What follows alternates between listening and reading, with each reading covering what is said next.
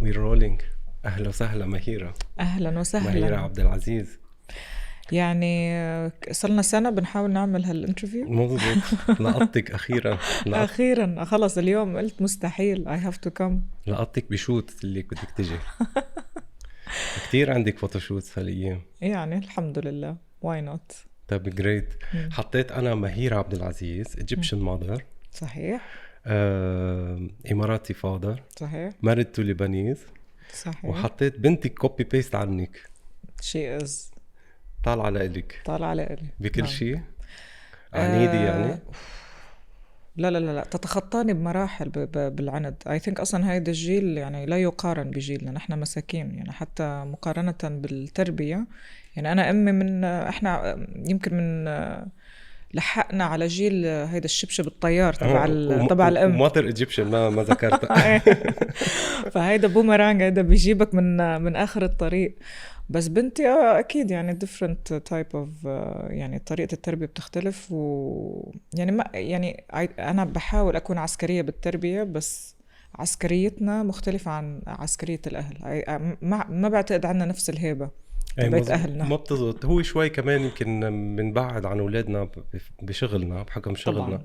فبصير معودهم شوي عاطفيا. صحيح. والقسوة تكون صعبة شوي صغيرة جدا. بعدين هلا بهالزمن صعب تضرب ولد. لا أكيد لا. نحن بقى لا أنا لحقت. الشحاطة. أنت انضربت وأنا انضربت. نحن ضربنا بالمدارس كمان يعني كانت المسموحة بوقتها. أنا لا عجيلة إنه كان الأستاذ المسطرة معه على طول يعني. لا نحن ما كان في ضرب بالمدرسة، بس بالبيت عادي. عادي هيدي بتيجي ضرب حنون بيجي. انه بدهم يربوا يعني انه ما فينا يتركوا الموضوع هيك مفتوح. honestly لما صرت ام بتفهم، خاصة اذا فيها يعني انا عندي بس بنت واحدة، بس بتخيل الاهل اللي عندهم اكتر من طفل، وخاصة اذا كانوا بالاعمار المتقاربة. بعدين ما كان كل واحد عنده ناني، وكانت الام اكتر يعني تكون كل التقل عليها من تربية. وانا امي كانت تشتغل by the way، وما كانت تؤمن بموضوع الناني أو العاملة بالبيت. it was too much يعني it was normal at that time. مزبوط. خصوصا ربينا وصرنا مناح ما إشنا شيء. مزبوط. الأم بتعصب شوي صغير إنه خلص حلوا عني، عندي 100 شغلة فوق راسي. وين ربيتي مهيرة؟ بأي بلد يعني من كل هالبلاد؟ أنا من مواليد دبي. born and raised. رحت كندا على الجامعة. كان عمري 14 سنة دخلت على الجامعة. كنت دريسة يعني كنت نيرد. وعشت في كندا 6 سنوات ورجعت على دبي. أنا mainly دبي يعني. ودرستي architect؟ نعم درست هندسة معمارية. شوف أنا بالأول كنت حابة يعني أعمل entertainment، بس طبعا لما خبرت أهلي at that time وبحكم أنه أهلي نوعا ما تقليديين يعني أنه أكيد رفضوا الفكرة. وأنا both my parents مهندسين معماريين. أوكي سو كانت القصة أنه خلاص إذا ما رح أعمل هيك بكون مثل بابا وماما. يعني عملت التخصص اللي عملتيه بس أنه مجرد يعني لا تاخدي شهادة 100% وكرمت أهلك أكتر. نعم، لأنه أنا يعني حتى my mom كانت تشتغل بالوزارة، والوالد هو مهندس قصر زعبيل للشيخ محمد بن راشد، وهو عمل أول تاور على شارع الشيخ زايد. فكنا دايما نروح معاه سايتس ولوكيشنز، وهو جبلنا يعني كان عمري 12 سنة وأوريدي كنت بعرف أرسم على الأوتوكاد. فأنا يعني حسيت أنه، وأنا دخلت جامعة صغيرة لأنه أولا أمي كانت تشتغل فدخلتنا مدارس صغار، وأنا صراحة كنت نيرد أمانة يعني. أنا بوك سمارت يعني، أنا ذكية في الدراسة. أنا من النوع الدريس اللي هو يعني بجلطك. إنه أنا أمي كانت تسحب الكتاب تقول لي خلص العبي يعني be a child، كوني طفلة طبيعية، روحي العبي كده. أنا I used to love إنه برجع إنه ما بدي أتغدى بدي أروح أعمل الهومورك. أنا لاحظت شيء لأنه كمان بفترة الإذاعة إنه كنت عم تقدمي economics، طلعت قلت يعني طب مش التخصص إنه برافو عليك. درست حالي اقتصاد. أنا أصلا أخذت بالجامعة elective micro and macro economics يعني، فإنه العالم كله بياخد موسيقى يعني French 101. أنا رحت إنه micro and macro economics. I love numbers، أنا بحب الأرقام. يعني ما دخلتي علمي مش أدبي يعني. احنا يعني ما في يعني احنا انه it's an American system. بس انا مخي is more scientific. يعني انا يعني بعرف احل equations اكتر ما بعرف احفظ. فانا هيك مخي مبرمج. انا درست هندسة 2 وبعدين تخصصت يعني. فانا مخي فعلا perfect mind للمهندس. طب بس فادك هيدا الشيء يعني قد ايه اخذتي من الدراسه او من هالتخصص بمجالك وهلا completely different يعني شو او مختلف بشكل كبير؟ مختلف تماما. شوف طريقة التفكير لأنه especially الهندسة المعمارية الحلو فيها أنه البيس علمي. يعني في أرقام في equations.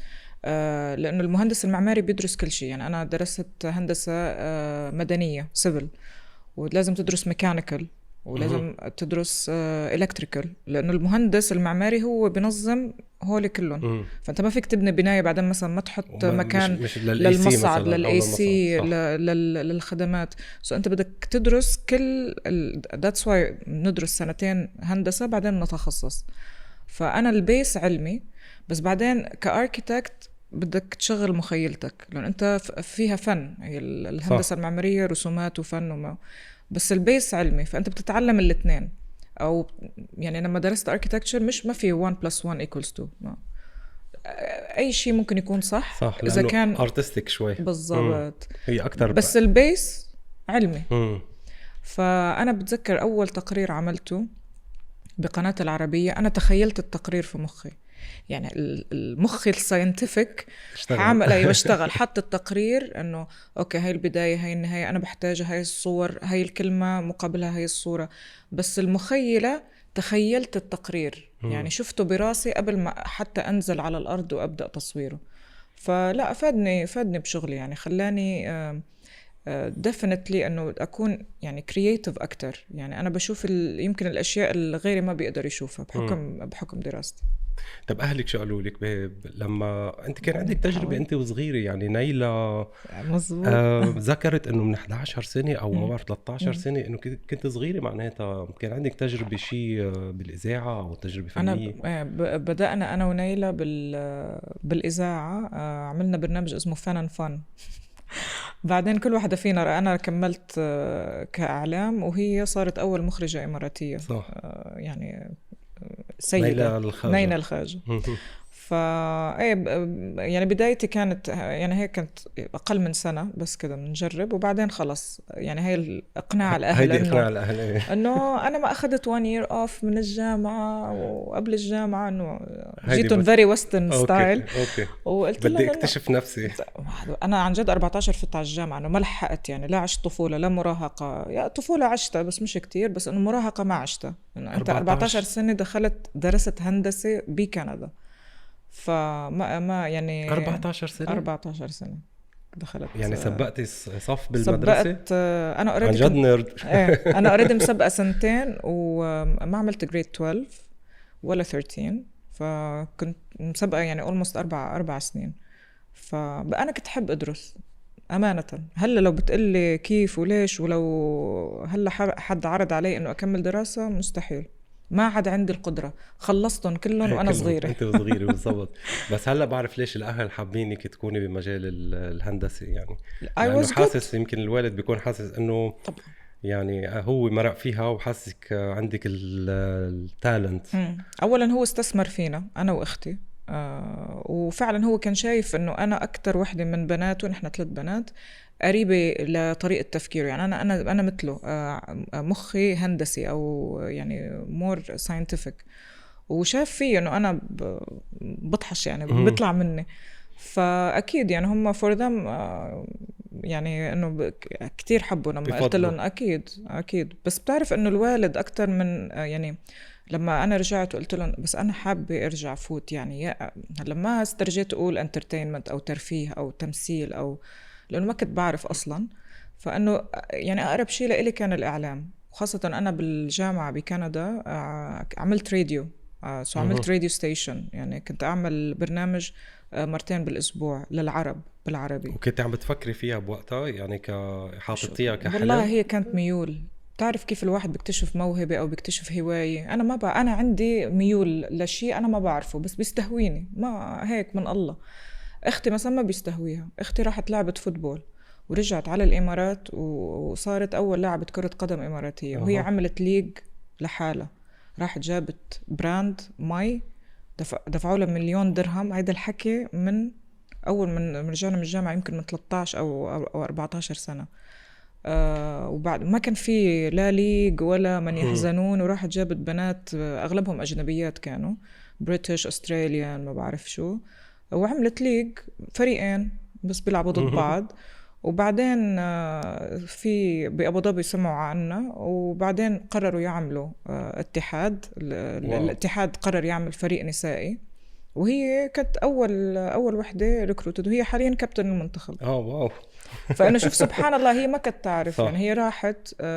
وانا بتذكر لما رجعت ما لقت فوتبول، لعبت فوليبول شوي بالنادي الاهلي. بس هي ما بيستهويها الفوليبول، بيستهويها الفوتبول. كان واول سنه لعبت بكندا بالفارسيتي تيم تبع الجامعه، اخذت MVP Most Valuable Player. يعني لانه شوف سبحان الله، لما الواحد بيحب شغله بتبين. فهي اخذت هالطريق، انا وياها نفس الاهل، نفس التربيه، نفس كل شيء. كل واحد عنده هوايه، كل واحد عنده طريقه تفكير، والفرق بيني وبينها 1.5 سنة. يعني ما كان هالفرق الكبير، بس كل واحد شخصية مختلفة. هي راحت على الرياضة وانت حبيتي. طب شو الجانب اللي حبيتي لما انت دخلتي إذاعة؟ ويعني كانت الإذاعة مثل البداية لتكتشفي المجال نفسه، بس قعدتي وقت طويل بالإذاعة يمكن؟ لا، الإذاعة ما طولت. أنا على طول بعد رحت CNBC، تخصصت لأنه كانوا عم بيدوروا على حد يعمل برنامج عقاري.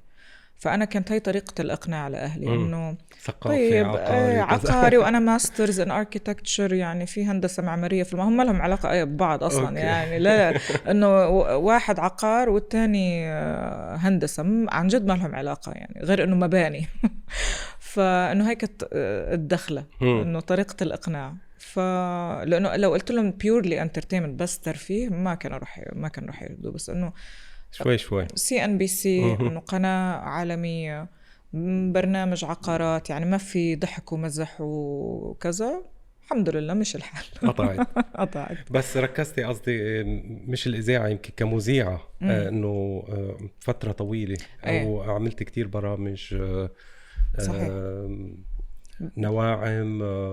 انا بدأت بزنس، بدأت عقارات، بعدين كملت اقتصاد اللي هي أسهم. بعدين جتني فرصة أعمل صباح العربية. هي أنا بعتبر صباح العربية هو كان، وحتى بتذكر بالمعرف بتويتر كنت حاطة إنه حاليا في صباح العربية، لأن أنا عارفة إن أنا مرح يعني هو مجرد جسر عشان الناس تتقبلني من مذيعة أخبار اقتصاد، وكنا في رمضان بعمل أخبار سياسية، لا انترتينمنت ترفيه، لأنه برنامج صباحي أخف، وفي مزح، في أكل، في طبخ، في فاشن، في ميك اب، في 1,000,000 موضوع تاني.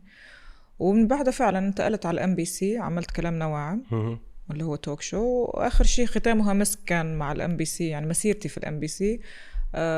برنامج خاص فيا اللي هو غدا أجمل مع مهيرة، نفس الألن شو. استضفت يسرى، مايا دياب عملنا فيها مقلب، حرقنا الاستوديو.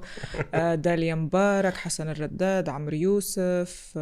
وللأسف جت كورونا، وطبعا وقف البروجرام. وبعدها صار تفجير بيروت، وتسكر المبنى الMBC كاملة. يعني للأسف أنت بتعرف أوضاع بيروت يعني.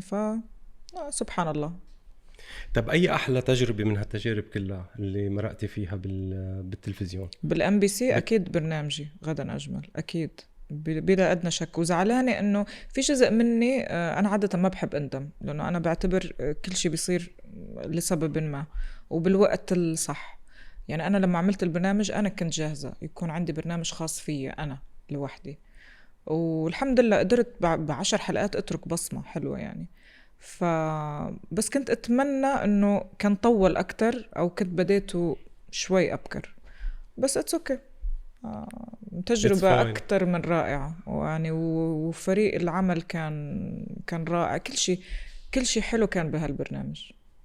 التجارب اللي مرقت فيها قبل يعني كمان مثل ما قلت انت هلا دريسي كتير وكمان ووركوهوليك، مرقت بلحظه شفت لك انه كنت بتمر بمرحله تعب وبانيك سميتيها. ما بعرف اذا بعدك عم تمر بهيدا الشيء، بس هديك اللحظه شو كان سببها؟ يعني رجعتي عرفتي شو السبب انه انت عندك بانيك اتاك؟ ما بعرف شو بالعربي. صحيح، نوبات هلع. نوبة هلع. طب من شو مهيرة؟ ما كنت عم تجهدي نفسك اكتر من اللزوم او صحيح. او كان عندك خوف مثلا يمكن من واحد ممكن يكون عنده خوف من المستقبل، مرات بيصير عنده anxiety. صح. هي يعني عدة عوامل. هي أولها ستريس. نحن كلنا بنمر بستريس، أي شخص بيشتغل بيمر بستريس، خاصة إذا أنت كمان تحت الأضواء، لأنه أنت عندك ستريس مضاعف، إنه الكلمة محسوبة، بتشتغل بقناة أخبار، ستريسفul. بعدين مواعيد وساعات العمل، يعني هو دايما بيقول لك ساعة العمل على الهواء برا، ساعة العمل على الهواء بتساوي 2 أو أحيانا 3 ساعات من العمل الطبيعي. فإذا الموظف العادي مفروض بيشتغل 8 ل 9 ساعات، اللي بيشتغل على الهواء ما لازم يتجاوز 4 ساعات من البريشر، من الضغط. طبعا، لأنه ساعة الهواء لترلي مثل اللي عم بيسوق فورمولا 1 يعني مثلا ما فيك تضلك سايق إلا عدد صح. ساعات معينة يعني. أو البايلوت مثلا اللي بيطير طيارة في عدد ساعات غير ساعات العمل بتاعت وهيك بيتعاملوا فيها بالدول العربية. لا اوكي، في بالدول ساعة عمل. لا. بس لأنه ساعة العمل هي نفسها يعني. هي نفسها. بس يعني إجمالا ما حد بيطول أكتر يعني من عدد، يعني صعب تكون 8 ساعات على الهواء، مستحيل. بس إنه ما أنت في غير ساعات الهواء، ما أنت في ساعات التحضير. ساعات التحضير حتى الميك اب والشعر، أنت متخيل حالك كل يوم الساعة 5:30 أو 6 الصبح عم تعمل ميك اب وشعر every day. أنت متخيل حدا بيشدلك بشعرك الساعة 6 الصبح؟ ما هني بيقولوا أنت شو بتعملي؟ بتطلع بتحطي ميك اب، حاول تحط ايلاينر وأنت نص صاحي هيك ايلاينر. في الإعداد وأكيد أنا بكلمك بس عن حتى البارت الحلو اللي هو الناس بتطلع فيه، بتقول ما أنت شو بتعملي؟ ما أنت بتروحي بتحطي شعر وميك اب.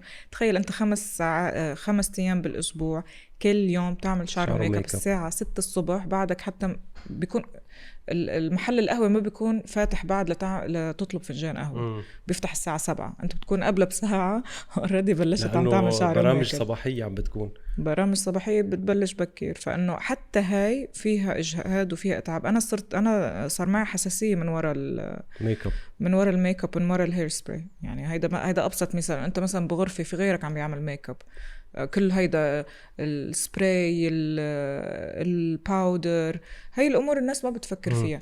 إنه أنت قاعد ساعتين، أول شيء ساعتين إضاءة حارة على وجهك، طبعا كل أنواع الحبوب والحروق بتطلع لك. أنت لابس 2 مايكس وإير بيس هنا، بتطلع حرارة. شو بدي أقول لك يعني؟ هيدا غير لما إحنا نكون واقفين بالبزنس نيوز 8 ساعات أنت حاطط تقل. أنا صار معي بداية ديسك من وراء هالمايكس. هاي الأمور الناس وطريقة القعدة بدها تكون طريقة مش مريحة. ما أنت قاعد هيك طول الوقت يعني منك قاعد هيك ورخية. فإنه هاي الأمور البسيطة اللي إحنا لسه ما دخلنا إعداد. الضيف في يوم 3 ضيوف ما إجوا ورا بعض، يعني عم بيعملوا لنا كاونت داون. مفروض حكمت مثلا جاي، حكمت مش موجود. يلا انقذوا الموقف. يعني انه هيدا كله ستريس. ما في بعدين انه طب لحظة يا جماعة، طب شو بنعمل؟ ما في 4 3 ما هم راسك، لانه هم عم إلا على التليفون، إلا عم بتحاول تنقذ الموقف. بس at the end of the day in 2 seconds حضرتك على الهواء. يعني ما فيها. هول كلهم كمية ستريس الناس بتستهون فيها، هي منا سهلة ابدا. فانه هاي كل العوامل بلس انه طبعا لخبطت النوم. انه انت اوكي انت بتصحى الساعه 5 بس انه معناته لازم تنام الساعه 7 يعني لتلحق تنام لك شوي. صح. مين هينام الساعه 7؟ ما انت كمان عندك سوشيال لايف، عندك زوج، بنت، عيله، اهل، يعني محكوم بامور تانية. فهي التكرار والستريس وصلني لمرحله صار عندي بانيك اتاك. المشكله كانت انه بوقتها ما حدا عارف شو يعني بانيك اتاك. يعني هالكلام من 8 سنين تقريبا. فأخذتني يمكن 9 شهور عشان للتشخيص.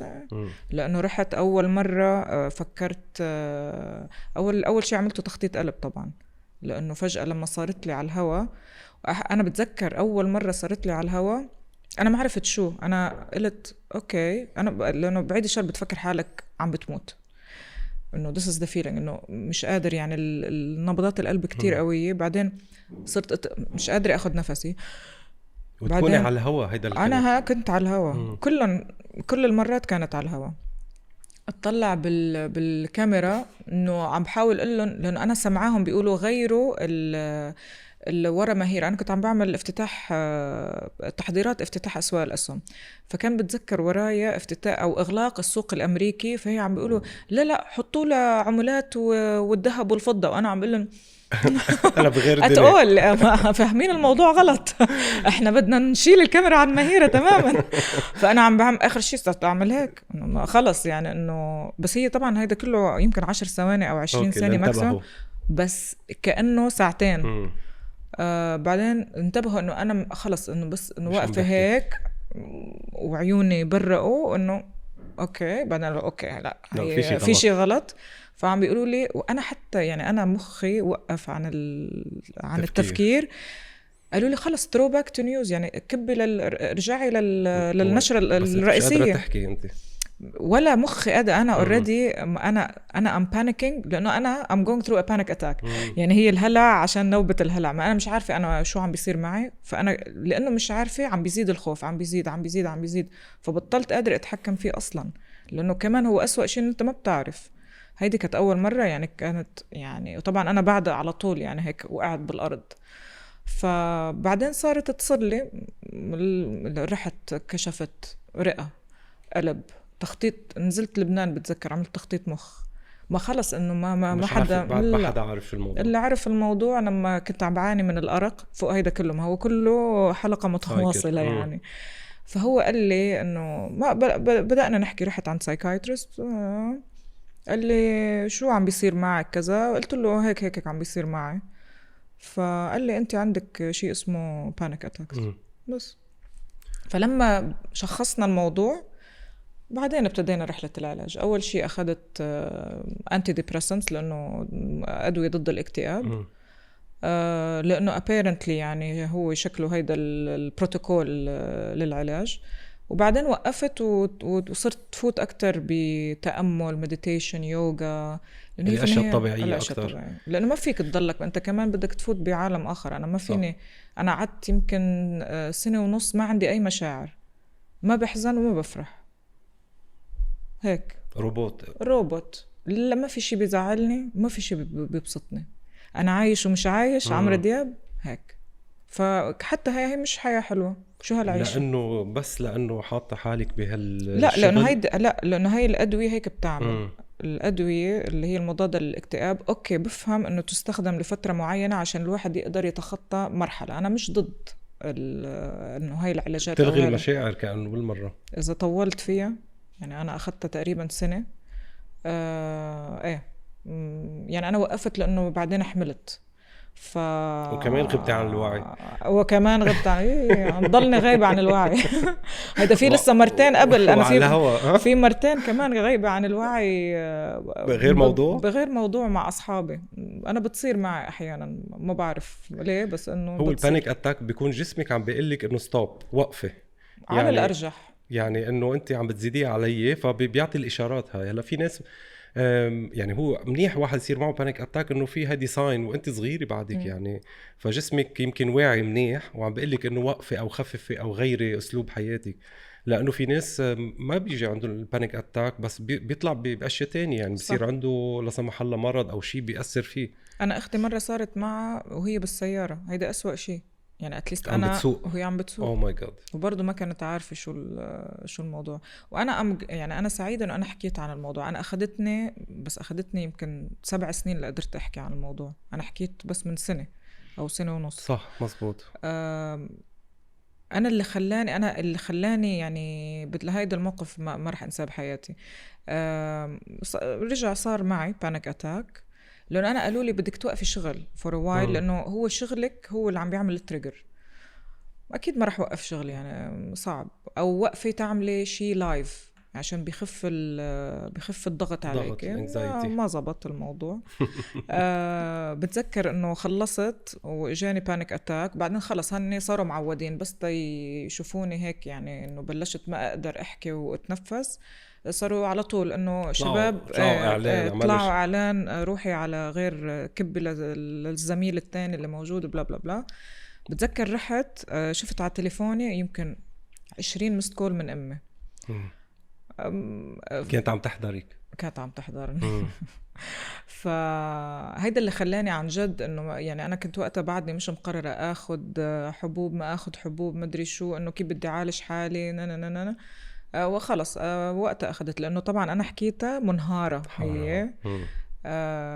طبعا سكرت معها، رحت انا انهارت وقعدت ابكي وقلت انه خلص انه بدك تاخد قرار، يعني انه يا بترك شغلي يا بدي لاقي حل للموضوع. فهيدي بتذكر هاي كانت من أصعب المراحل يعني بحياتي وبتجربتي يعني. بس ما قررت توقفي؟ قررتي انه تتعالجي وتهدى شو؟ ليك انا ما بوقف، انا ما بحب شيء يوقفني، انا بطبيعتي محاربة، I'm a fighter. كل شيء له حل، كل شيء له حل وما في شيء سهل. بس أنا الشيء اللي غيرته بحياتي إنه مش ضروري كمان كل شيء يكون صعب. أنا كنت دايما أختار الشيء الأصعب والطريق الأصعب والأسلوب الأصعب. ليه؟ الحياة بسيطة وسهلة. أوكي حاربي، أو مش ضروري حاربي actually، ما تستسلمي أفضل من حاربي، لأنه كمان أن أنت دايما داخل كأنك فايت حرب ومعركة. ليه؟ طيب يعني ما هي الحياة برضو جميلة وهدوء وفيها ناس طيبة وفيها ناس بتساعد. هي نظرة الحياة، أنا بس غيرت شوي نظرتي للحياة. مش ضروري كل شيء يكون حرب وداخلين معركة وبدنا نقتل بعض وبدنا كل شيء مشحون. لا، بدل ما تحاربي ما تستسلمي ولا الطريقة الأسهل. عم بتدوري على النجاح مهيرة؟ يعني شو الحرب اللي فايتي فيها؟ يعني هل انه كنت بدك تعملي الافضل؟ هل عندك انت في ناس perfectionist يعني بيحبوا المثالية بالشغل؟ أنا كتير بحب المثالية وأنا كتير دقيقة، يعني إنه يعني هاي لازم تكون هيك، ليش يعني مش هيك ويعني إذا تاني يوم لقيتها هيك، طب ما إحنا حكينا فيها إنه هي بدها تكون هيك خلص. يعني الله يعين جوزك. بحب الأشياء تكون أنا perfectionist، أميل إلى المثالية، وطبعا الكمال لله رب العالمين. وهي هنا المشكلة، إنه أنت أوكي هي بتعطيك حافز الأكبر للنجاح وللاستمرارية، بس هي متعبة ليك وأوقات متعبة اللي حواليك. صح. إنه خلص يعني. فأنا كمان تعلمت to let go. يعني أنت بدك توصل، خلص وصلتي 90% حلوين، مش غلط خلص. بعدين كانت كتير توقفني إنه أعمل قرارات بحياتي، يعني مثلا مثل هيدا إنه أنا مني جاهزة يكون عندي برنامج خاص فيا. لا، أنا كنت جاهزة بس لأنه أنا مخي بده الكمال، فبلاقي إذا هيك بحياتي ما رح أعمل شيء. عم بتضيعي فرص بتصيري كتير. وأنا دايما كنت بقلل من حالي. لا أنا مني جاهزة، لا أنا كذا. وبعدين بلاقي غيري يمكن أقل مني خبرة، أقل مني في أشياء تانية بياخدوا الفرصة. صح. وبينجحوا. صح. طب إنه ليه؟ لأنه عندهم إيمان بحالهم وعندهم الفطنة والذكاء إنه لا، هي الفرصة بتجي مرة، بدك قوي قلبك خلص. ما في، مش ضروري، مش كل شيء رح يكون.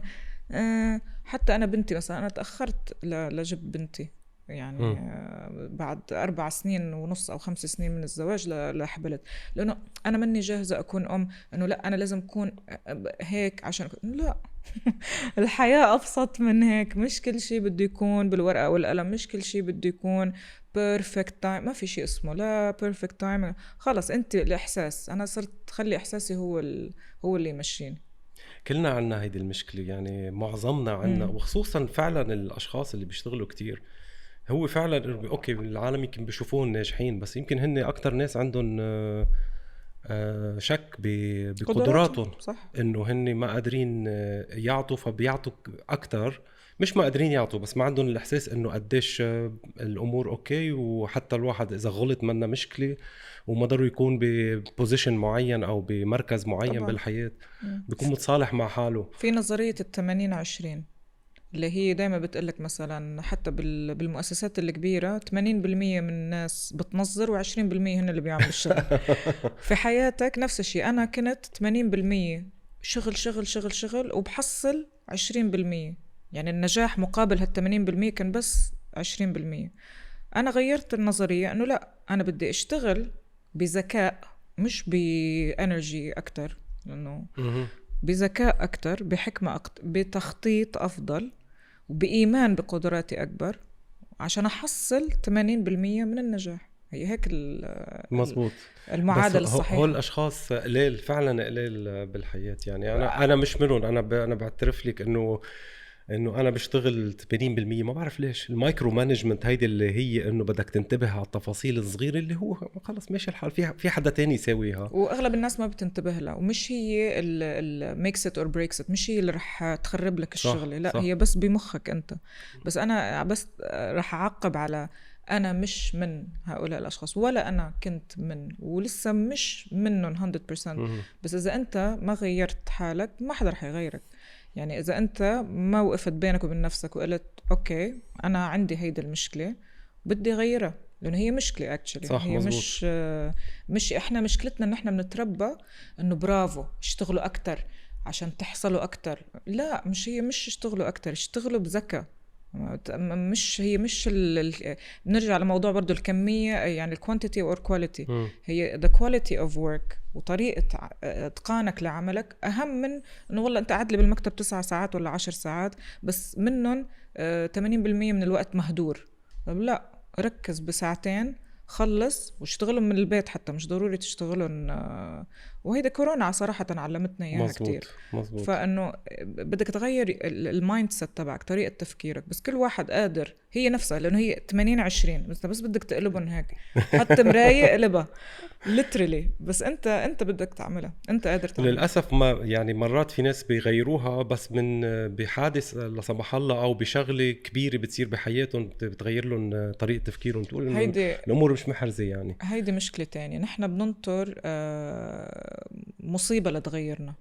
طب أنت التغيير إذا حابه، أو إذا تريده رح يصير. طب ليش تعمل التغيير وأنت بتمر بمرحلة صعبة أو مرحلة سلبية في حياتك؟ ليه ما بتعمله وأنت قاعد بهدوء، بقرار شخصي، بإيمان، بتعمق، بسلاسة؟ ليه لازم ننطر تراما، مصيبة، حادث، وفاة، فاجعة؟ ليه؟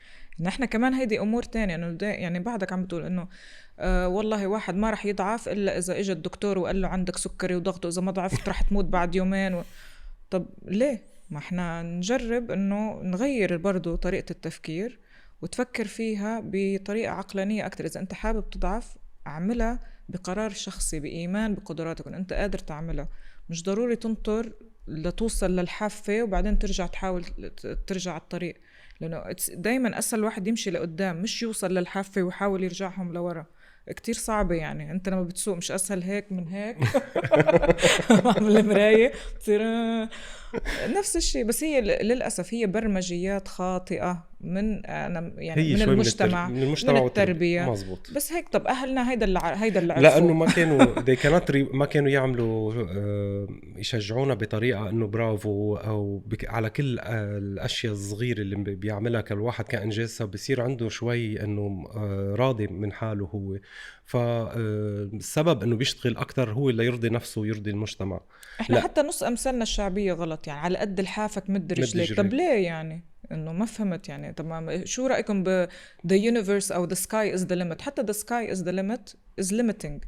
إنه لما بتحط سقف، ما أنت حاطط سقف اللي هو the sky. طب ما بعد السكاي ما في فضاء وفي تخيل صح. لو مثلا اول ناس تبعوا الناسا قرروا انه the sky is the limit خلاص وقفنا هنا، خلينا نرجع على البيت. انه ما كان حدا لا وصل للقمر ولا وصل للمريخ ولا صار في شيء. انه هيدول ناس ما بيآمنوا باي limitations. يعني ما في سقف لاي احلام او اي توقعات. امشي جنب الحيط، ليه بدي امشي جنبه للحيط؟ ما انا بنيته للحيط، او في بني ادم بنى للحيط، ليه بدي امشي انا جنبه؟ شو عم بيعمل لي هو هيدا الحيط؟ أنا مسكته، هو واقف لحاله. ما أنا بمشي بالطريق، بمشي على جبل، أنا حرة. يعني هيدا كمان أنه لما الواحد يضله يقلك هيك أنه ما تعلي سقف أحلامك عشان ما تنجرح أو ما. طب ما أنت رح تنجرح بكل الأحوال على فكرة. يعني رح تاخد بوكسات وكفوف ورح توقع وناس رح تتشمت فيك ورح تفشل. كله رح يصير. مشيت جنب الحيط ولا مشيت جوا الحيط ولا مشيت فوق الحيط، نفس الأوتكم. طب خلص لكن امشي وقوي قلبك. يعني امشي بشوية جرأة. يعني وأكتر شيء بيساعد بهيدا الموضوع إنه واحد يحاوط نفسه بأشخاص بوزيتيف. هول اللي بيغيروا شوي صغير وبيعطوا المعنويات وبيخلوا الإنسان يقدر هن الفيول للإنسان يستمر.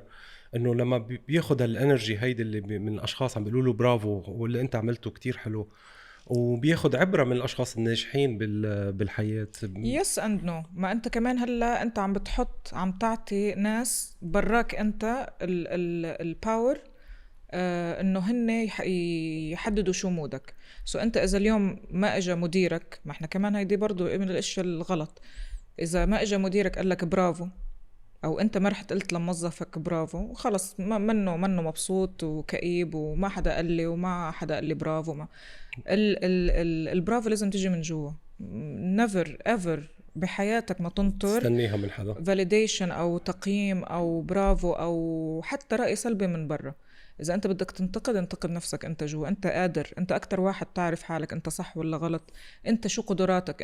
أنت يمكن كل الناس قالوا هيدا غلط، بس أنت بتعرف إن أنت عملته أفضل شيء أنت بتقدر تعمله. هيدا هو أو أنت وجهة نظرك إنه هيدا صح، ويمكن تثبت بعد سنتين ولا بعد شهر إنه لا صح.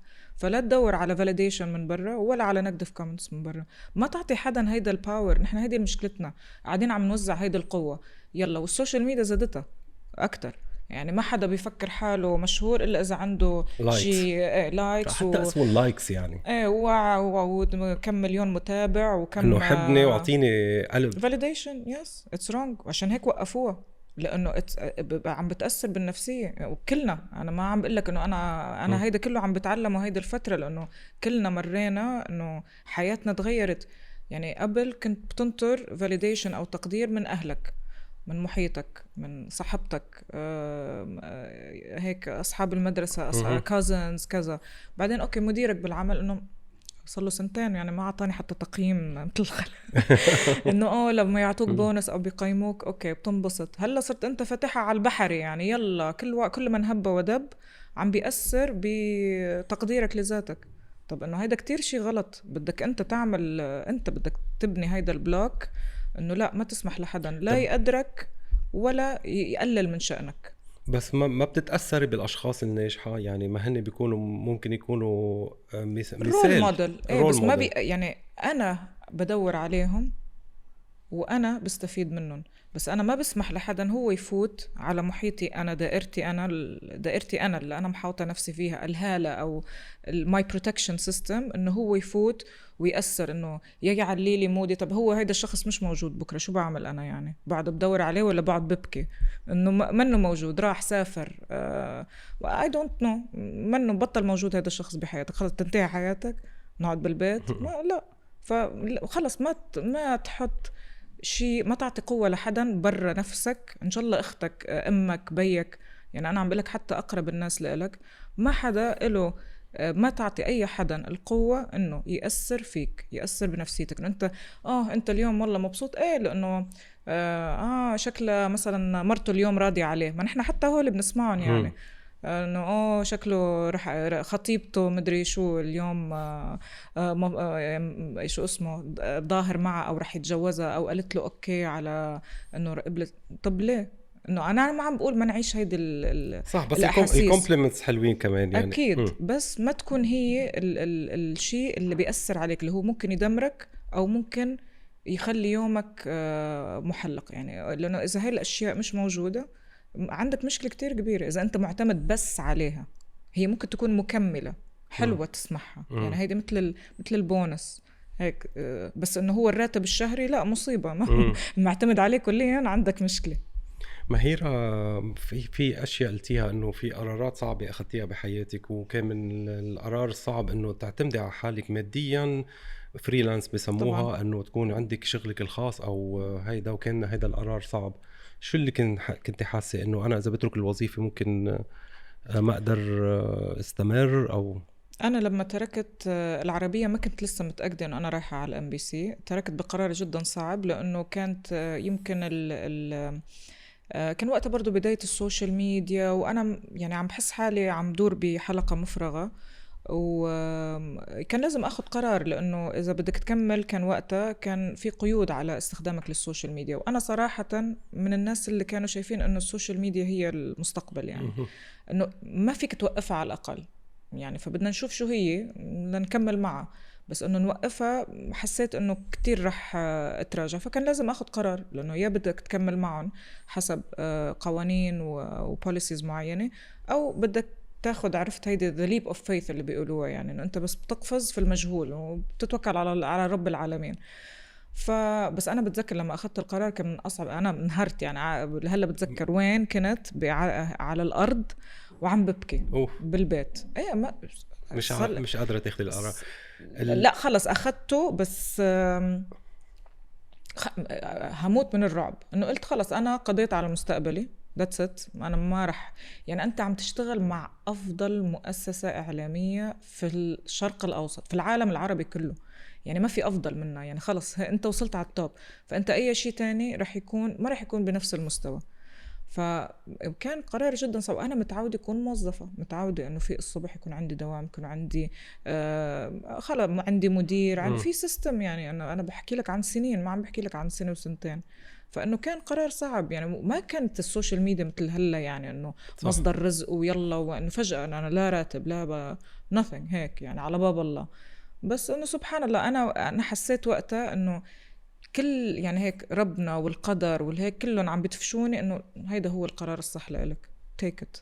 فهيدي استخرت وتوكلت. اتكلتي على الله بس اخذت القرار سليم الحمد لله. بس كمان فتي بالتمثيل يعني كمان هيدا من مشي انه انت قررتي انا بدي اترك مجال كمذيعة وانه مش بس سوشيال ميديا كتمثيل عملتي. شوف مثلا هيدا ما كان قراري. هيدا ما كنت محضرتي له قبل. هيدا شيء يمكن أغلب الناس ما بتعرفه. أنا بنعرض عليه مثل من 8 سنين نعرض عليه مثل نعرض عليه غني نعرض عليه كتير قصص لأنه أنت بتعرف الوجوه العربية وتحديدا الخليجية محدودة فإنه أي حد موجود على الساحة يعني أو عنده فرصة عنده فرصة. أوكي مثل ما خبرتك 2020 صار هيدا الكورونا والانفجار وما بعرف شو قبل يعني بنفس الوقت اللي أنا عم بحضر فيه اللي كنت عم بعمل فيه البرنامج أنا عرض علي مسلسل ورفضته 3 مرات. أوكي لدرجة أنه إجا المخرج والكاتب هو هوزان عكو الكاتب الهيبة المنصة المخرج مجد سميري يعني عم بقلك توب نيمز وقالوا لي اتس اون نتفليكس يعني هاي ينعرض على نتفليكس وهيدا كان اول يمكن عمل عربي يعني اوريجينال بده ينعمل. لا انا ما كنت عارفه انه على نتفليكس انا انعرض عليه مسلسل قلت له ما بدي مثل خايفه من التمثيل. انا اوريدي الحمد لله يعني انه انا عم بقول لك كنت بالبيك انه انا صار عندي برنامج على MBC باسمي مثل دي ألين شو شو بدي اكتر من هيك حلوين انه انا هيدي وصلت بعد سنين فانه ما فيني غامر كمان يعني كانت المغامره كبيره لانه انا اذا انا هون عارفه حالي ناجحه طب انا ليه بدي اعمل مغامره على الارجح يمكن افشل فيها لانه انا ما جربتها من قبل فانا ما بعرف انا عندي موهبه ما عندي انا اي دونت نو. وما كان عندي الوقت كمان انه اقعد وافكر في الموضوع. كمان سبحان الله ربك لما يكون شيء مكتوب لك مستحيل رح يكون لك. اجوا هن لعندي من ابو ظبي على دبي هن هيك الخمسه واصروا قالوا لي ليك الدور مكتوب حلو وهيدا الكاتب المخرج مش عارف شو انا عم تحكي عن توب بيبل بالعالم العربي يعني بهالمجال مجال الدراما وبان ارب ونتفليكس وفيري هاي برودكشن فاليو يعني عن جد. وقالوا لي الدور عن جد الدور مكتوب حلو وفعلا مكتوب لإلي يعني واحدة مذيعة إماراتية بهي نفس الشخصية يعني حسيت الشخصية كتير بتشبهني ما فيها كتير تمثيل طموحة جريئة قلت اوكي خلص اقتنعت. بتذكر قلت له لهوزان بالله عليك بس خفف لي دوري صغره قال لي اول ممثله بالتاريخ تطلب انه دور قلت له معلش اول سيزن خلينا هيك حلوين على الخفيف ما يكون في قصص كتير دراما يعني حتى في يعني تقريبا نص المشاهد انا عم زيع انه هيك انا فورمي انت بدك تكتشفي حالك يعني بدك تتعودي على الموضوع. انا من النوع برجع بقول لك هلا فيها مميزات وفيها عيوب. انا هلا لو بترجع كنت دست اكتر ما كنت طلبت ما كنت قللت من قدري لانه هول كل الناس طب انه يمكن هن يعني طب هن شايفين فيني شيء ما هن كمان مش في غيري على فكره انه مش الوحيده اللي بالكوكب في غيري هم لو مش شايفيني انه انا بصلح لهيدا الدور انا كان لازم اامن يعني هم امنوا فيني اكتر ما انا امنت بنفسي. هيدا من القصص اللي انا زعجتني في نفسي بعدين انه ليه اطلب انه دوري يتقلل ليه يعني فيها تقليل من شأني فور وات وبعدين عيب انه غيرك يآمن فيك اكتر من نفسك. صح. مش حلوة. بس مهيرة عم بحسك انه انت بدك تضمني يعني ان لتنتقلي من محل لمحل بتحطي اجر هون واجر هون، يعني بمعنى انه بدك تضمني اثنين سوا بعدين بتعملي ترانزيشن. نعم. اذا كان من الشغل نفس الشيء، ويمكن هلا انه خطواتك مدروسة كتير عم يعني بدك تكوني واثقة من النتيجة نوعا ما قبل ما تاخديها. انا يعني مع انه الخطوة تكون مدروسة. ما كمان انا مش ببداية مشواري، يعني أنا مش هلأ تخرجت من الجامعة ومبلشة فعادي أخبص هون وغلط هون وأعمل هون. هلأ كل خطوة محسوبة عليك. الغلطة غلطة، بيقولوا لك غلطة الشاطر ب1000 it's the same. أنا هلأ ما فيني أغلط غلطة نفس ما كنت أغلطها من 10 سنين. من 10 سنين بتمرق ما حدا بيطلع. هلأ لا، معقولة عملت هيك؟ والإضاءة ما كش يعني exposed، فكمان الغلطة ب1000. عن جد الغلطة ب1000. وبعدين يعني خلص، ما أنا عم ببني كارير. أنا عشان هيك لما كنا عم نحكي على التمثيل، هي بلشت صدفة أوكي، وصادفت إنه انعرض وقت كورونا، انعرض سبتمبر 2020. أنا I still remember. فالعالم بعده كله كورونا، كله قاعد بالبيت، بلس إنه ما كان في كتير إنتاجات لأنه كل الإنتاجات شبه وقفت النص. فعن جد المسلسل أخذ مجده، يعني أخذ حيز. قعد 3 أشهر على التوب 10 بنتفليكس وقتها بالريجن. فالعالم حضرت، وأنا وقتها في جمهور تاني أنا ما بيعرفني at all، الجيل الأصغر اللي هو لأول مرة يشوفني. يعني أنا صار كذا حدا إجا لعندي وقال لي إنه شيخة اسم الشخصية بالمسلسل. ما بيعرفوا إنه أنا مهيرة المذيعة بطلع على MBC صار لي 10 سنين، ولا بيعرفوني. أول مرة شافوني بالمسلسل شيخة. فهون أنا I'm like أوكي، أنا حبيت التجربة والأصداء كانت منيحة، وكذا حدا يدق لي ويقول لي، مع إنه أنا طبعا إنه فور مي جدا عادية، يعني حتى إنه ماشي حالي كأول تجربة، بس أكتر من هيك لا. ومع إنه وقتها طلبت وجابوا لي acting coach، يعني أنا حطيت بالعقد إنه I need an acting coach، وفعلا جابوا لي حدا يدربني. بس برضو الوقت ما ساعد، ما أنا طول الوقت بلبنان عم بصور البرنامج وعم برجع، وفاتت فينا كورونا بالنص. المهم بعدها سبحان الله كررت السبحة. وأنا صلي على سيرة إنه أنا الخطوات المدروسة، صلي 1.5 سنة أخذت قرار أنا ما بقى فيني أجر هون وأجر هون. خلص إذا أنا بدي أخذ هيدا المنحة كتمثيل 100% all the way، والناس لازم تنسى إنه أنا مذيعة. ما بقى فيني يقولوا إنه هيدا المذيعة اللي بتمثل. بدهم يشوفوا، ما بدي إياهم يشوفوا مهيرة أصلاً. بدي إياهم يشوفوا الكاركتر اللي عم تلعبه شيخة، يشوفوني شيخة، أو يشوفوني خضرة الشريفة، أو مايا، أو الشخصية اللي أنا عم بلعبها. فمن 1.5 سنة أخذت القرار ووقفت. وفتي all the way، عملتي مسرح حتى، يعني إنه هيدا أصعب تجربة للممثل صح؟ خبريني كيف كان الوضع؟ كان في المسرح شو كوميدي ولا كوميدي؟ كمان كوميدي. هلا هو يمكن اللي ساعد انه هو كوميدي، واللي ساعد صراحه الكاست رهيب. يعني انت حمدي المرغني لحاله قصه، يعني هو بيشيل 3 مسرحيات. انت مهضومه مهيرة، دمك خفيف. هيدا جانب مثلا اغلب الناس ما بيعرفوا ان انا مهضوم، كلهم بفكرون ان انا ام تو سيريس. انت عشان تعرفني بتشوفني بالكواليس بتشوفني انسانه طبيعيه، بس انا سبحان الله لانه اغلب حياتي على الكاميرا جدية، يعني بيزنس نيوز، أخبار سياسة، أخبار اقتصاد، كلامنا واعم، كله يعني صباح العربي، كله إنه بدي يكون هيك. عندي خلص كاركتر. حتى الناس لما بتشوفني، أنا أول مرة عملت تيك توك الناس يعني كتير انتقدوا. هلأ هني بينتقدوا حرين يعني، بس إنه أنا بالنهاية أنا عندي شخصية مختلفة تماما، ما لها علاقة. أنا بنتي بموتها من الضحك قد ما بلعب وبمزح، يعني في عندي جانب تاني الناس ما بتعرفه. انا يعني انا عشان هيك انا لانه كوميدي انا حبيت. وطبعا حسن الرداد، عمرو يوسف، سعد الصغير، كل الاكيب كانوا عن جد يعني مهضومين. ما كان عندي كتير وقت اتدرب لانه كانوا عم بيتدربوا بمصر قبل.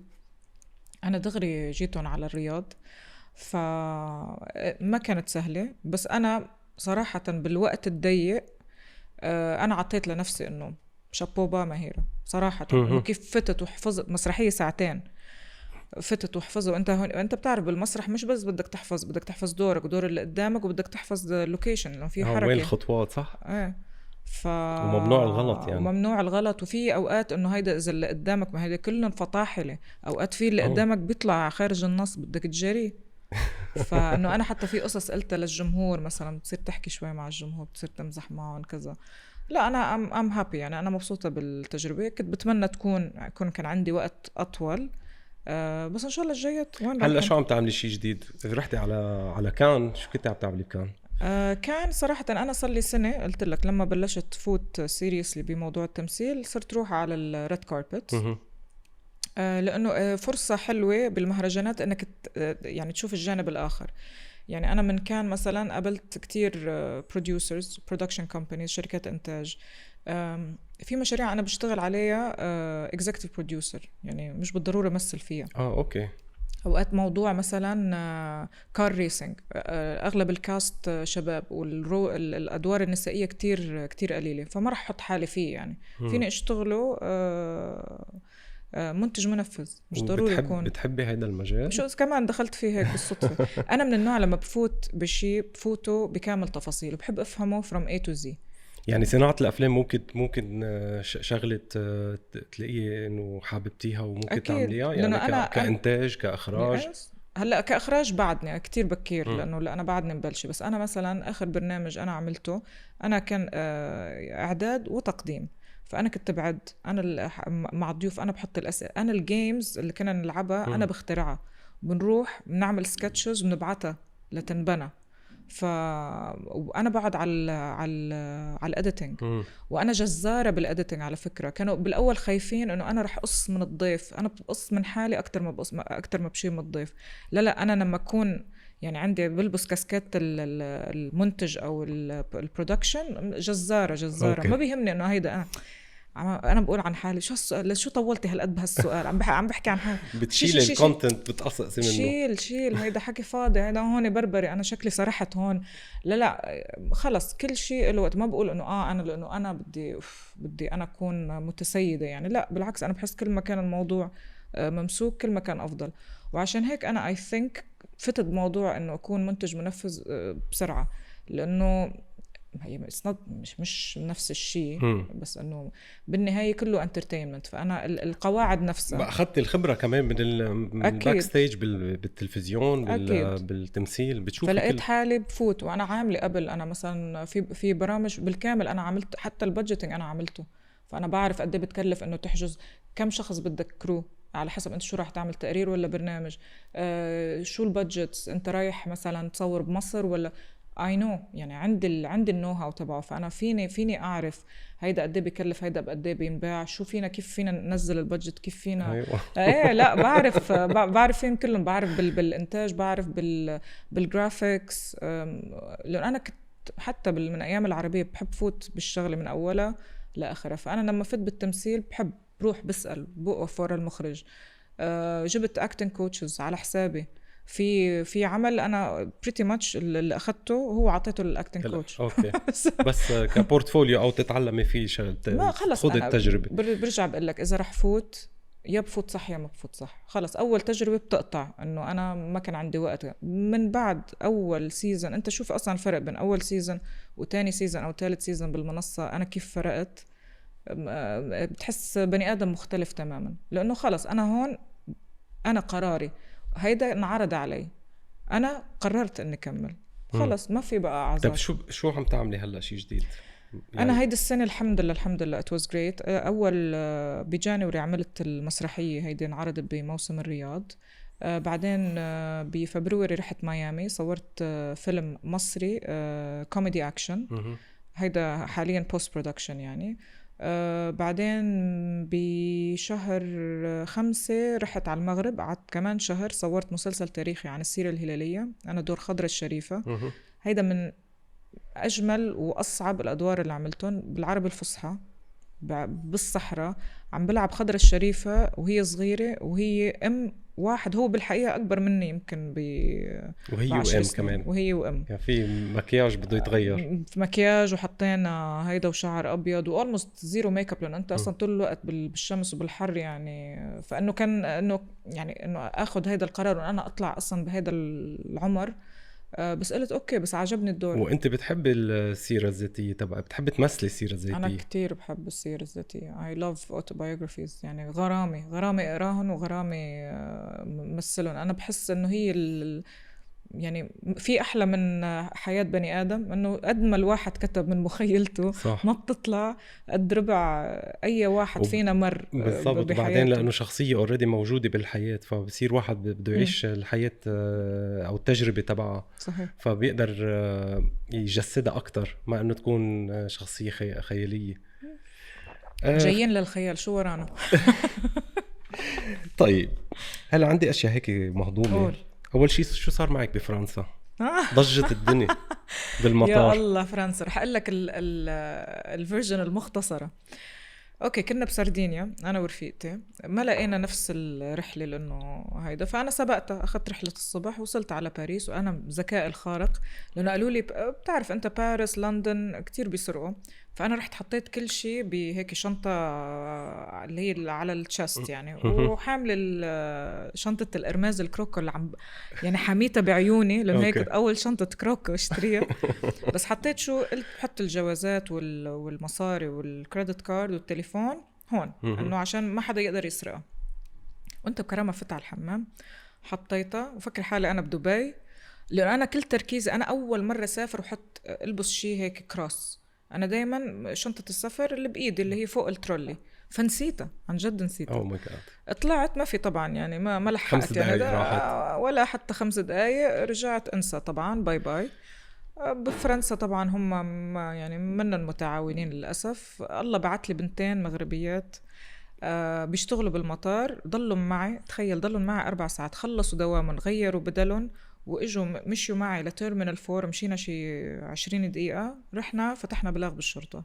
الشرطة هيك بكل برود بيقول لي إنه اليوم السبت انسى الموضوع، تعال يوم الاثنين. قلت له ترى هي بالحمام، يعني انه يا العامله اخذتها يا يعني في كاميرات انه مطار يعني افتح الكاميرات هلا بنلقطها يعني ما بدها هالقد. قال لي انسي ما فينا نفتح الكاميرات ليوم الاثنين. المهم رجعت، ما عندي حرام البنات اجوا جابوا لي مي وقهوه ووصلوني على الاوتيل، ما معي شيء، ما معي حتى احكي تليفون، مش حافظه ارقام حدا، كل شيء راح، كل شيء حاطط بهيدي كل شيء اوكي.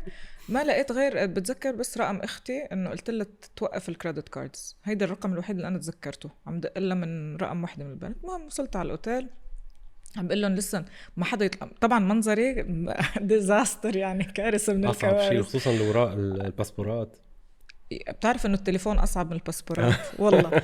قلت لهم ما حدا يطلب مني لا كريدت كارد ولا صوره باسبور، ما قلت لهم ما معي شيء، منيح انه احنا حاجزين الاوتيل من قبل ودافعينه يعني الله ستر، فبس انه حتى بدك كريدت كارد يعني لتضمن الباقي القصص. قلت لهم ما معي شيء، انطر رفيقتي، وحرام رفيقتي طبعا عم بتدور علي، انسى لقيتني بالليل.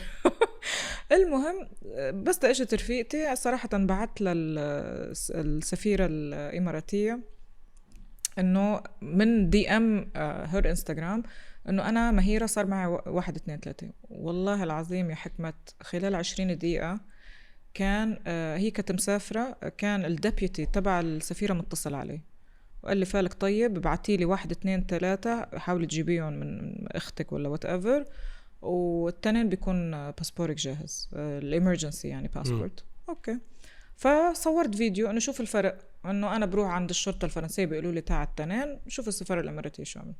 يوم التنين بلاقي اتصال من شرطه دبي، عم بقول لهم انا مني بدبي، فانه اي شيء صار بدبي مش انا مش متهمه رجاء.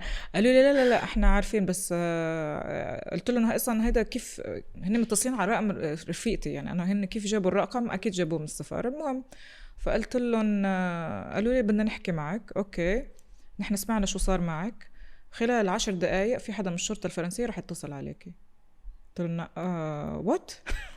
فأنا نطيل شرطة دبي عم بتقلي الشرطة الفرنسية. أوكي فعلا خلال 10 دقايق مدير أمن مطار أورلي بيتصل علي بيقول لي فتحنا الكاميرات، هيدي انت كنتي لابسة هيك، شو شكل الشنطة، بعتي لنا صورة الشنطة.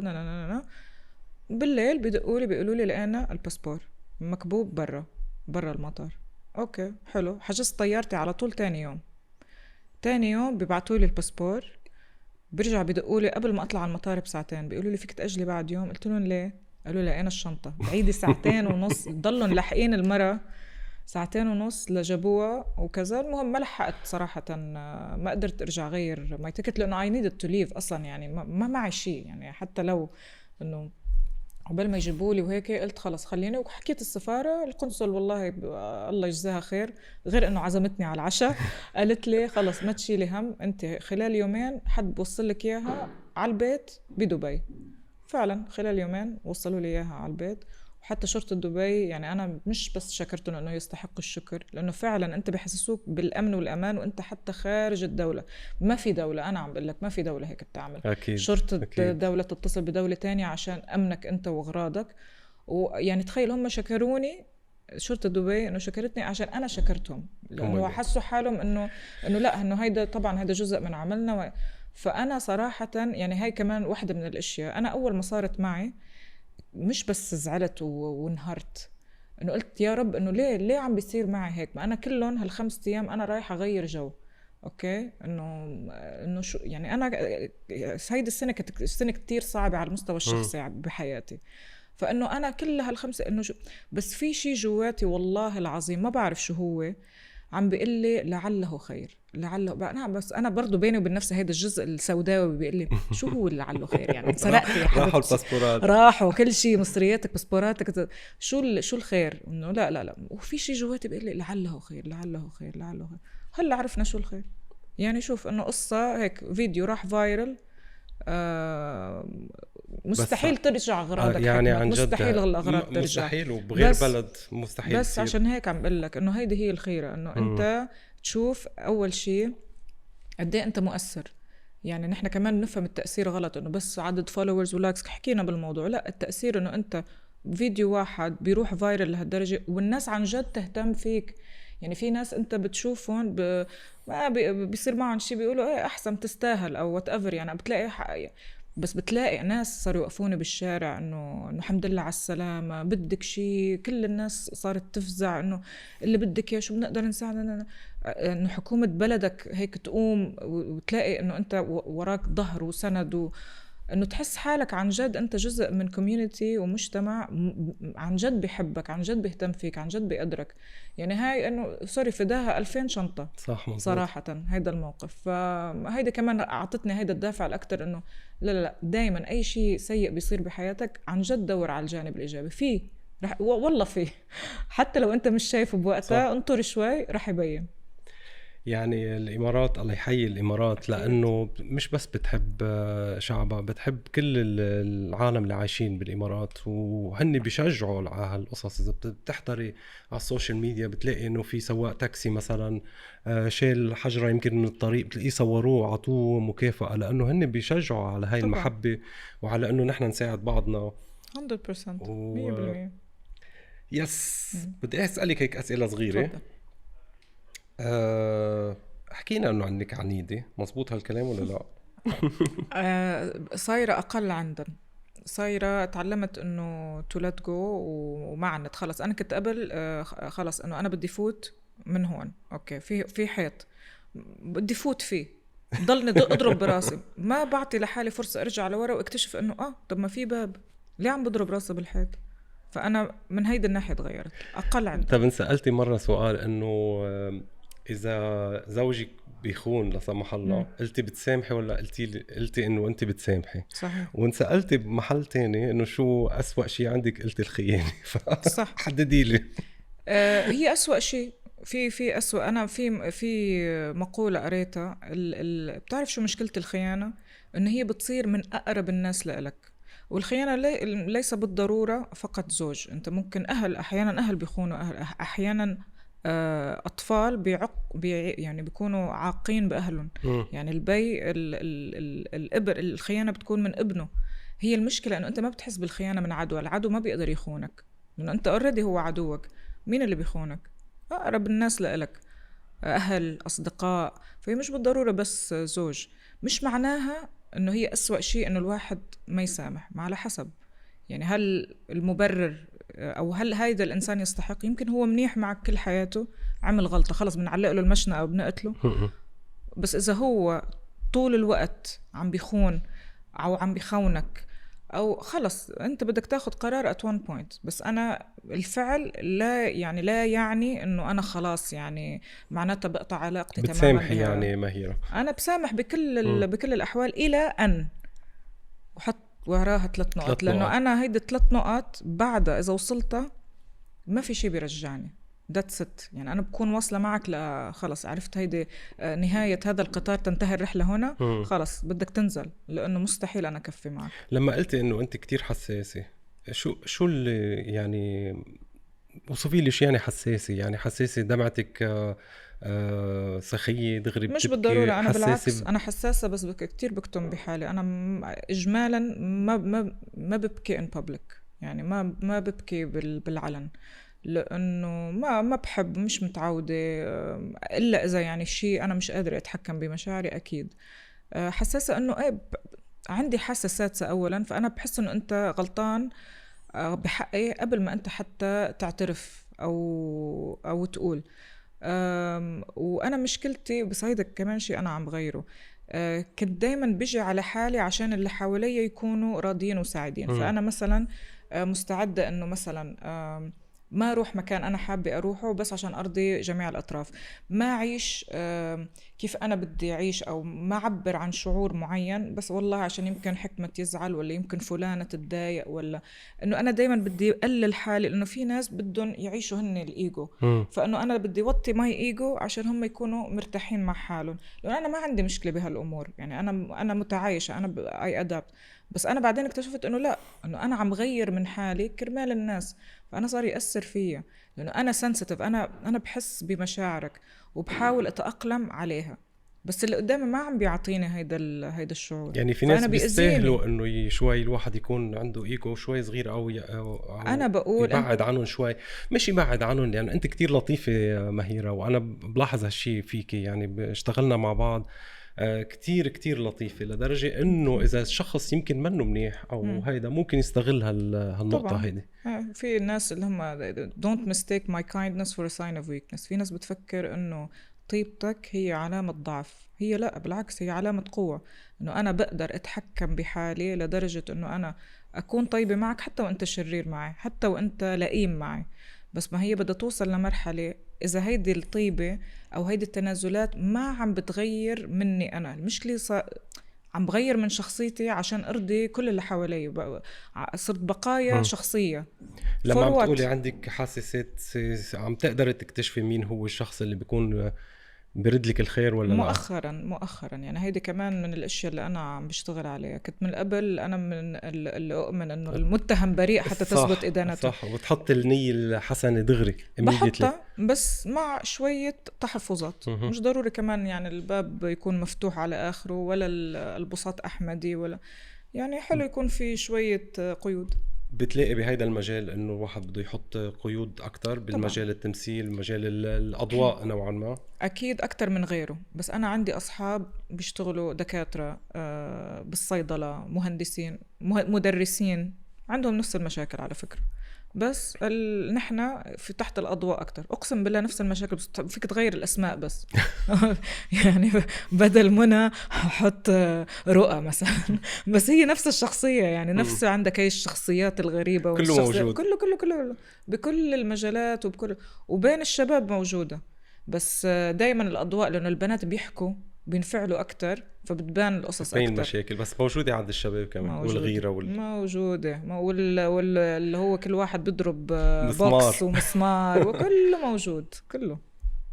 مهيرة حبيبتي، كان في أشياء كتير بدي أحكيك إياها بس ما شاء الله عنك أنت مذيعة وبتعلم منك الواحد. شرفتيني كتير، انبسطت فيكي. أنا كمان. إذا في شيء أنا هيك ما سألته أو شيء، لا ثانك يو أنا حاسة إنه هي كانت ثيرابي سيشن. أنا دايما أنا كتير حابة هيدا السنة من أصعب السنين اللي مرت بحياتي وبعد ما خلصت، بس أنا ما عم بين بالسوشيال ميديا، أو أنا ما بحب أحكي أثناء الأشياء وهي بتصير. كتير اتعلمت وسمها ما بعرف جاييني إحساس إنه أنا كل اللي عم مر فيه أنا مفروض هي لما يخلص هو رسالة أنا أعطيها لناس يستفيدوا منها، لأن أنا مريت بكتير تجارب، أغلبها كانت تجارب صعبة وفي قصص كتير منها حلوة، بس أنا أؤمن أنه ربنا عطيني القدرة أنه أنا أتغلب على هاي المصاعب وحولها لشي حلو. فمن يومين كنت حطيت زي كوت انه في يوم ما انه قصة انت رح تحكي قصتك ورح تكون مثل survival guide لناس تاني، يعني في حدا تاني رح يقراها ويتعلم منها ويستفيد منها ويشوف كيف بيقدر هو يتخطى المشاعر. لأنه احنا مشكلتنا نفكر حالنا لحالنا، كلنا عم نمر بمصايب. ما أسعد إنسان شايفه بحياتك لأفقر وأتعس إنسان، كله عنده مشاكل، كل واحد شايف مشكلته أكبر شيء. فما حدا مشكلتك لحاله. بتلاقيها على الصعيد الشخصي ولا بتلاقيها كامرأة بالمجتمع بالوطن العربي؟ أكتر من شغله، إنه هن كلهم حلقات متصلة يعني. ما فيك تجرد قصة لحالها. مشاكل على المستوى الشخصي المهني، هيدي السنة في سنواتك بتمر بحياتك. أنا أؤمن أنه هيدي هي سنة التغيير، يعني سنة لازم مهيرة تمر بهالأمور عشان تكبر توعى خلص. لأنه أوقات هو الدرس بينعاد أكتر من مرة لحد ما تتعلمه، ورح يضلوا ينعاد. إذا بتعرف أوقات ما بتقول لحالك ليه عم بيضل يصير معي هيك، ليه بضل أنا أجذب هالناس لحياتي أو أجذب هيدي المشاكل لحياتي، حتى يتغير. لأنه أنت ما عم تتعلم الدرس. لأنه هاي البانيك أتاك اللي حكينا عنها، يعني هيدي الجرس اللي عم بقول لك تغير مثلا. exactly. أنا الحمد لله هلا بتجيني، بس هلا لأنه أنا بعرف شو هي وبعرف كيف أتحكم فيها، بطلت هي تتحكم فيها، أنا هلا بتحكم فيها. بس هي كانت درس انه انت كمان، يعني هي واحدة من الاسباب اللي كمان خلتني انه اوكي يمكن انا ما فيني اشتغل او لازم اكون فريلانسر او لازم اغير طريقة شغلي او فيعني بالعكس علمتني كتير. ما لقيتي انه هالشي طب هلا مريحك اكتر؟ اكيد. شو المشاكل طيب؟ لا ما اليوم صعب نحكي فيها لانه هي بدنا شي 18 بودكاست، هي حلقة بدنا نعمل مسلسل او فيلم. بس انا اللي بقدر اقوله انه كل شيء قلته اليوم هو خلاصة الاشياء اللي تعلمتها على الاقل بهالاخر سنتين من حياتي. انا كتير تغيرت، سعيدة بهيدا التغيير. بس اللي عم بحاول اقوله انه ما تشوفوا الشيء من الظاهر، يعني من الظاهر انه مهيرة كانت بباريس، بس اللي ما بيعرفوا انه والله مهيرة انسرقت بباريس. كمان الظاهر مهيرة انسرقت بباريس، بس ما بيعرفوا انه القصة الحقيقية انه ماي جاد، بس شوفوا قديه دولتها عملت ليرجعوا لها اغراضها ورجعوا اغراضها. كل شيء وقد استفادت وقد هي انبسطت بهالتجربه. يعني انت مثلا شيء ايجابي سفرت باريس، بس صار في يعني مبين ايجابي للناس بس هو شيء سلبي. الشيء السلبي اللي مبين للناس انه مهيرة انسرقت، بس هو انا لإلي طلع شيء ايجابي.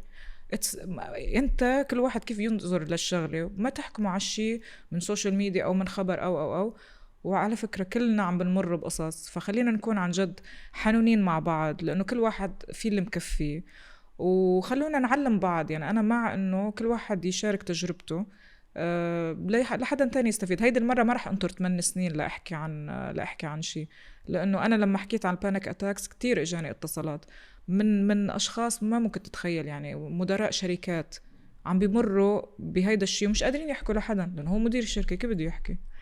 وانت حكيتي اصلا بس لحتى تفيدي الاشخاص، يعني حكيتيها بشكل وكنت عم لانه انا اجاني بانيك اتاك وانا عم بحكي عن الموضوع، لانه هو انت لما بتحكي عن الموضوع انت كمان يتريجرت، هيدا تريجر. انا اتضايقت وقتها وانا عم بحكي ووقفت حتى هلا بس احكي عنه. هي اتس تريجر للاسف، يعني هذا واقع. بس انه هلا لانه انا بعرف شو هو وعم بحكي عنه، فجزء منه ثيرابي لإلي، علاج لإلي، وجزء منه إنه it's okay you're not alone، مش لحالكم، كلنا عم نمر بقصص، we all have panic attacks، كلنا عنا مشاكل. مشكلتك أكبر شيء دور على الشيء الإيجابي منه، رح تلاقي، تأكدوا، عملوا هيدا الإكسرسايز اليوم، رح تلاقوا شيء إيجابي من أي مشكلة. بس غيروا طريقة تفكيركم، ما تقول مشكلة إنه صار مع هيدا الشيء، يا ترى شو وراه، يا ترى شو الحكمة، يا ترى شو الاستفادة، يا ترى شو الدرس، يا ترى شو الهدية اللي رح تيجي من وراه. وحاولوا تدوروا على هيدا الهدية، ما تطرحوا بس مجرد أسئلة، يعني خلي مخك يلاقي هيدا الهدية، ورح تشوفوا كيف كل شيء سيء أنت شايفه سيء بحياتك رح يصير إيجابي، لعله خير. قولوا بس لعله خير لكم. Thank you so much مهيرة، شرفتيني. Thank you حبيبي. Thank you.